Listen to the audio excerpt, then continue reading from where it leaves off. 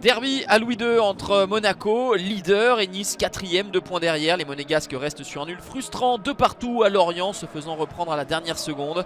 Adi Hütter veut voir ses hommes rebondir et se montrer de nouveau efficaces sur leur pelouse, comme ils l'ont été lors des 2 premières réceptions remportées contre Strasbourg et Lens, à chaque fois sur le score de 3-0. Nice, de son côté, vient d'enchaîner une 2e victoire consécutive, et pas n'importe où, avec un succès 3-2 au Parc des Princes. Les Aiglons, en confiance donc, vont chercher à rééditer la performance de la saison dernière où ils s'étaient imposés ici même 3-0. Les joueurs de Francesco Farioli se procurent une situation en début de match avec cette frappe de l'ancien monégasque Sofiane Diop. Cela manque de puissance et c'est capté par Philippe Keun. Réaction des hommes de la principauté avec Golovin dans la surface de réparation. Il est touché. Monsieur Millot désigne le point de pénalty pour cette faute de Lotomba.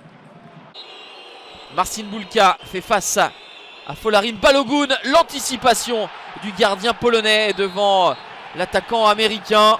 A noter la présence sur le banc de Wissam Ben Yedder. C'est en cela où Balogun, qui avait l'habitude de tirer les pénaltys la saison passée avec Reims, s'en est chargé, mais il est en échec. Balogun, on en reste à 0-0. Les Niçois ont des opportunités également, passant par les côtés une nouvelle fois. Sofiane Diop, la vitesse de Terem Moffi, la double accélération du Nigérian qui parvient tout de même à se mettre en position de frappe. C'est capté par Philippe Keun. Monaco finit bien cette première période avec cette tête de Balogun. Ça touche le montant de Marcin Bulka.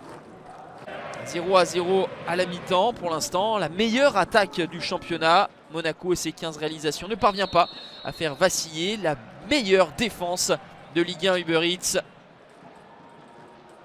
Partie équilibrée avec du rythme,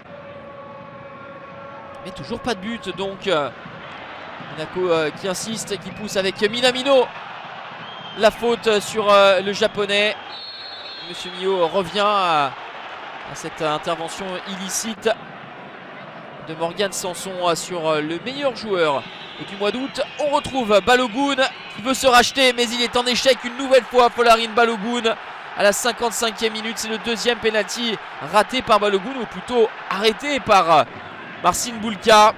Les 4 derniers penaltys pour Monaco où le tireur n'était pas Wissam Ben Yedder ont été ratés.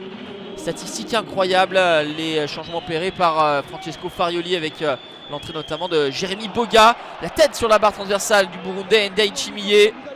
Il semblait battu, Philippe Keun, le portier suisse. On avance dans cette rencontre qui semble s'acheminer vers un score de parité. Mais il y a cette dernière accélération à la 91e minute de Jérémy Boga, à la fin de frappe. Et ensuite, il parvient à déclencher. Ça fait 1-0 pour l'OGC Nice. Vainqueur au Parc des Princes la semaine dernière. Les Aiglons vont donc s'imposer à Louis II et rééditer la performance de la saison dernière. 1-0 pour Nice qui fait chuter Monaco pour la première fois de la saison, mais surtout enchaîne une 3e victoire de rang et trône tout en haut du classement. La SM pourra s'en vouloir avec ses 2 pénaltys ratés et devra rebondir avec la réception de l'OM dans une semaine.